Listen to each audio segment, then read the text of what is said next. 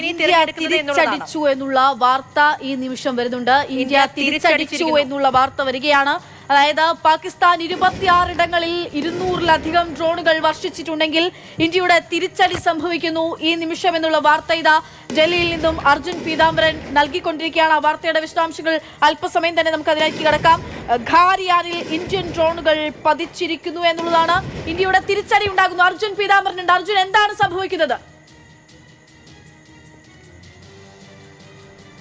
ഇന്ത്യയുടെ ഭാഗത്തു നിന്നും കൂടുതൽ ഡ്രോണുകൾ ഇപ്പോൾ പാകിസ്ഥാന്റെ ഖാരിയാനിൽ എത്തിയിട്ടുണ്ട് എന്നുള്ള കാര്യമാണ്. ഒരു കൂട്ടം ഡ്രോണുകൾ ഇന്ത്യ എന്തായാലും ഖാരിയാനിൽ വർഷിച്ചിട്ടുണ്ട്. ഇതിൻ്റെ വിശദവിവരങ്ങൾ എന്തായാലും ലഭ്യമായിട്ടില്ല.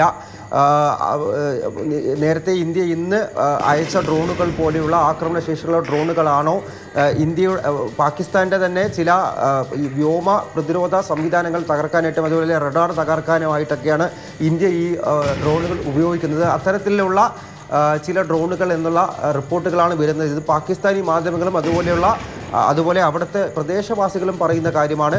ഖാരിയാനിൽ ഇന്ത്യയുടെ ഡ്രോണുകൾ ഇപ്പോൾ അവർ കണ്ടെന്ന്, അതായത് അവിടെ കൂടുതൽ ഡ്രോണുകൾ എത്തിയിട്ടുണ്ട്. ഖാരിയാനിൽ പാകിസ്ഥാൻ്റെ മേഖലയാണ്, പ്രദേശമാണ് ഖാരിയാൻ എന്ന് പറയുന്നത്. അവിടെ എന്തായാലും ഇന്ത്യൻ ഡ്രോണുകൾ എത്തിയിരിക്കുന്നു എന്നുള്ള ഒരു റിപ്പോർട്ടുകളാണ് ഇപ്പോൾ എന്തായാലും പുറത്തു വന്നുകൊണ്ടിരിക്കുന്നത്.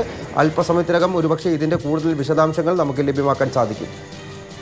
അല്പസമയത്തിനകമായിരിക്കും അതിന്റെ വിശദാംശങ്ങൾ ലഭ്യമാവുക. ഖാരിയാനിൽ ഇപ്പോൾ ഇന്ത്യയുടെ ഡ്രോണുകൾ പതിച്ചിരിക്കുന്നു എന്നുള്ള വിവരമാണ് നമുക്ക് ഈ നിമിഷം ലഭ്യമാകുന്നത്. എന്താണ് സംഭവിക്കുന്നത്, ഇന്ത്യൻ തിരിച്ചടി എങ്ങനെയാണ് ഉണ്ടാകുന്നത് എന്നൊക്കെ നമുക്ക് അറിയേണ്ടിയിരിക്കുന്നു.